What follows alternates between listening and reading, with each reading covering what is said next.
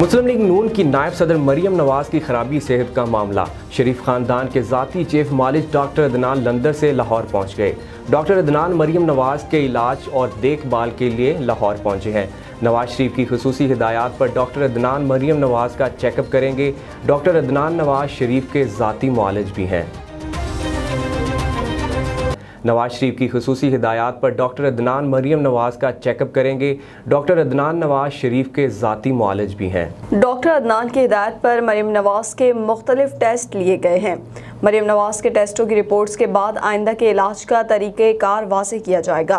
लीगी रहनुमा का गला 1 हफ्ते से ख़राब था। उनका कोरोना वायरस का टेस्ट भी करवाया गया था, जिसकी रिपोर्ट मनफी आई थी। ज़राए के मुताबिक मरियम नवाज 3 रोज़ से तमाम सियासी और ख़ानदानी सरगर्मियाँ ख़त्म करके रायवन में आराम कर रही हैं। लीगी रहनुमा को थायराइड का मर्ज भी लाहक है। डॉक्टर्स ने मरियम नवाज को थायराइड का ऑपरेशन भी तजवीज़ कर रखा है। डॉक्टर अदनान मरियम नवाज की तिब्बी रिपोर्ट्स की रोशनी में इलाज तजवीज़ करेंगे। डॉक्टर अदनान मरियम नवाज का तफसीली चेकअप के बाद नवाज शरीफ को आगाह करेंगे।